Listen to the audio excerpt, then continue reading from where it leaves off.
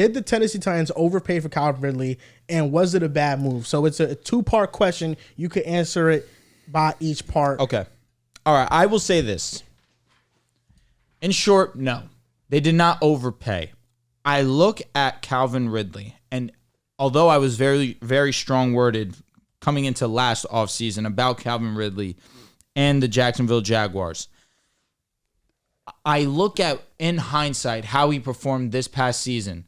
And, Joel, you said this to me very perfectly, and I do want to give you that acknowledgement of people's image of Calvin Ridley is clouded because of fantasy football. Very well said. I agree. Because I was one of those guys, too, where I had Calvin Ridley in multiple leagues. He was so inconsistent week to week, and it kind of pissed me off and it kind of turned me off to the idea of Calvin Ridley and Trevor Lawrence.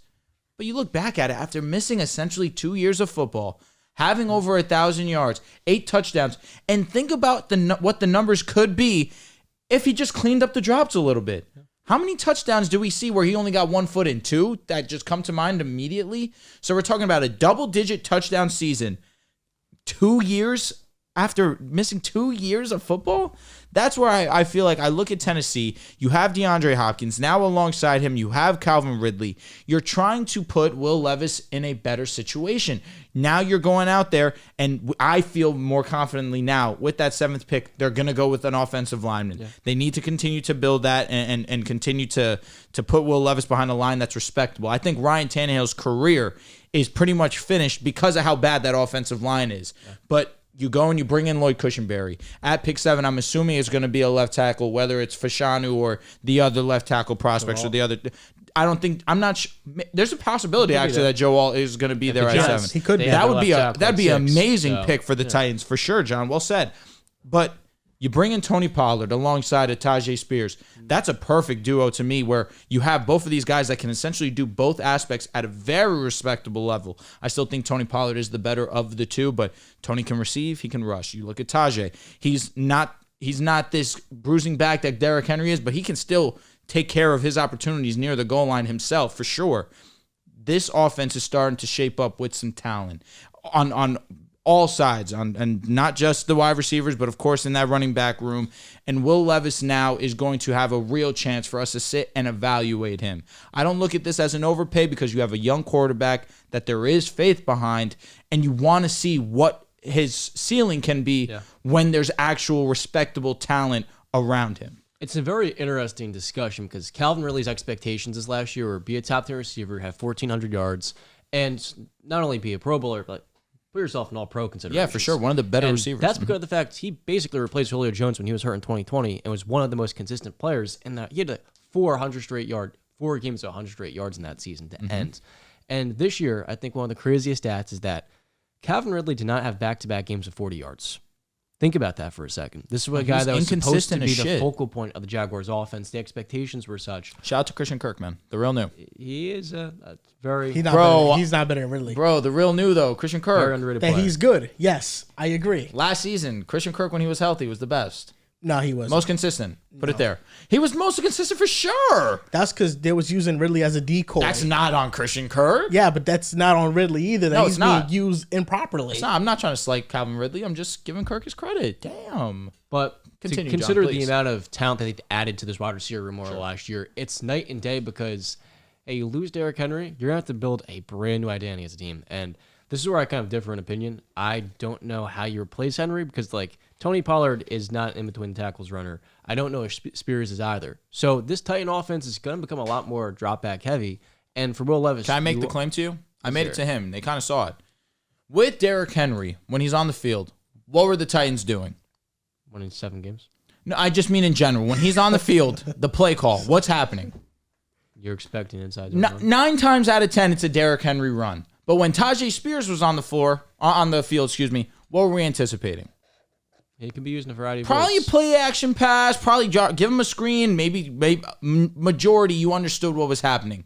But with Tony, you don't know what's happening at least. There's a little versatility in the play call. Similar with Tajay now. More variety. You can exactly. Okay. So now the play sheet opens up a lot more. Right. It's still Derrick Henry though. No, that's obvious. That's where That's obvious. And for Will Levis, not only are they going to need to protect him, they're going to need to give him a lot of guys after the catch. And Calvin Ridley this year was underrated in a way because you talked about fantasy football and, of course, the Jaguars' expectations too. But to consider what he can be now 2 years back into the mix, and it's a new offense, sure, but he's going to have a lot of opportunity here, and I think he's going to get back to that double-digit touchdown rate just because of the fact he had easily the opportunity to last year. But like you were highlighting, there are probably 4 or 5 different plays where, hey, he's open in the end zone, he doesn't get that second foot in, or he has a drop in. I think that was just a matter of synergy between him and Trevor Lawrence, and he's going to find that Will Levis this year. I feel like the Titans offense is going to be more shotgun-based. Yep. I think it's going to be a lot of inside zone. They signed Lloyd Cushenberry, who he's not a power center. He's an agile center. You want to get him out in space. So I think that's how their offense is going to be played. Here's why Calvin Ridley wasn't overpaid. It's really as simple as this. And I feel like people blatantly take in misinformation, or they just look at the headline without diving further into what the contractual structure actually is. It's a 4-year, $92 million deal. $50 million is guaranteed, which is essentially a little bit over half of his contract. This is a 2-year deal. This isn't a 4-year deal where the Titans are stuck or they have to pay Ridley for 4 years on end. They can get out of this contract in 2 years. This upcoming season in 2024, Ridley's cap hit is going to be $10 million. That's the 27th highest cap hit amongst all wide receivers in football. Would you agree that that's around the cap hit where Ridley is, around the 20s to 30s best wide receiver in football? I think it is. In 2025, it spikes. $28 million cap hit, 6th highest cap hit. The receivers over him that have a larger cap hit, DK Metcalf. Between Calvin Ridley and DK Metcalf, is there a significant gap? I don't think there is. I would take DK, but it's not significant. Cooper Kupp is going to have a higher cap hit. Tyler Lockett is going to have a higher cap hit. I think between Ridley and Tyler Lockett, I would probably take Ridley at this point in time. I know you're a Lockett guy. I am a Lockett guy, but I would rather take Ridley at this point in time. And then the other ones that are higher. He's like he's 25. He did. Then the other ones that are higher are Tyreek Hill and Devontae Adams. In 2026, his cap hit is $26 million. The dead cap is $10 million, which means that if they cut him, they could save $16 million. Okay. Which means in the 3rd year of his deal, they aren't tied to him. If you are only getting Calvin Ridley for great production in 2 seasons, even if you're overpaying for it a little bit, it makes sense. The Titans' goal this season is to see what Will Levis has. In order to see what Will Levis has, you have to put him in a good situation. That's why they went out and they got Calvin Ridley. That's why they went out and they got Tony Pollard. You have now surrounded Will Levis in a situation where you do not have excuses for performing poorly. And they signed your boy Mason Rudolph, who down the stretch of the season was solid. Backup. And if Will Levis on his name isn't good, Mason Rudolph could come in and he could play well with these weapons as well. That's what the Titans did. Now, to your stat about he didn't have a game where he had consecutive 40-yard games, right? This is the stat that I think is a little more important in terms of how Ridley wins now. In 2023, 755 of his yards and 6 touchdowns were with 3 yards of cushion.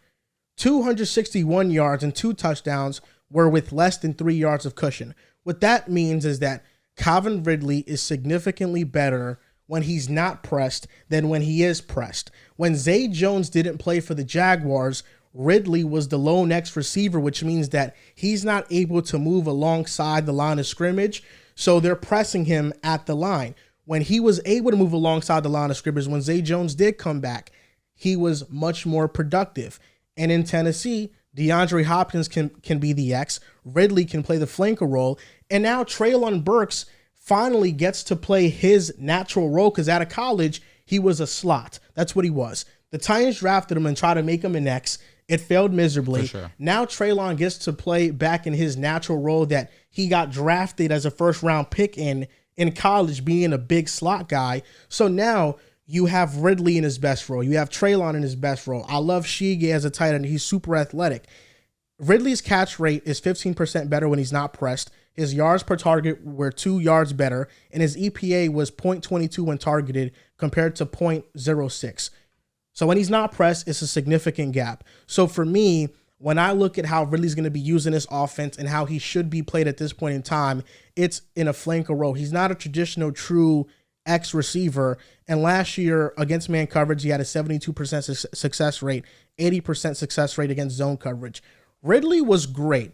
The box score stats might not showcase that he was one of the better wide receivers, but last season, in terms of how open he got and when he was used properly, he was one of the better wide receivers. And that's not even accounting for the self-inflicted stuff like the drops that Drew mentioned that could have made his stats even better. So if you're telling me you're getting a year of Calvin Ridley with no rust, and then he's being used properly within an offense, I feel like this was a great move. And it's not an overpay in the first year. In the second year of the deal, it is an overpay. Yeah, but year two's bad. You have to do that when you're trying to add receiving talent to your team. So I don't think it was a bad move. I thought it was a great move. And quite frankly, I'm kind of pissed off at the Jaguars for not signing him back. They would have had to give up that second, though. That's the real reason why they didn't bring him back. You give up a third, though, anyways, so it's a difference. And you're going to have to, when you invest that much, now draft a receiver in the first round. I get what you're saying. I feel like that's most likely what's going to happen. But at the same time, by not signing him back, they can use that second round pick on a receiver to look for that long-term answer, and then probably draft an offensive lineman, which I feel like that's what they'll probably do in the first round, where they can either go grab a guard in Jackson Powers, grab one of those left tackles that is left over. Mims probably is going to be in that vicinity of where the Jacksonville Jaguars are going to be drafted. That would be a great option for them too. But I'm not too mad at the Jaguars for it.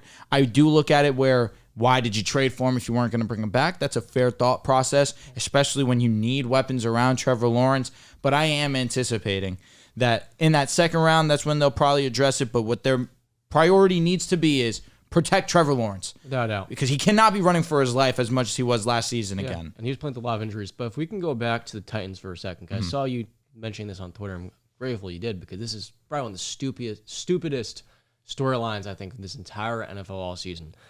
People criticize the Tennessee Titans for not paying A.J. Brown and trading him, and then signing Calvin Ridley to a contract at about the same number, $92 million. Thank you. Want to repeat that? Want to do that guy? Yeah, you're good. You keep going. Just say thanks, Daddy. Thank you.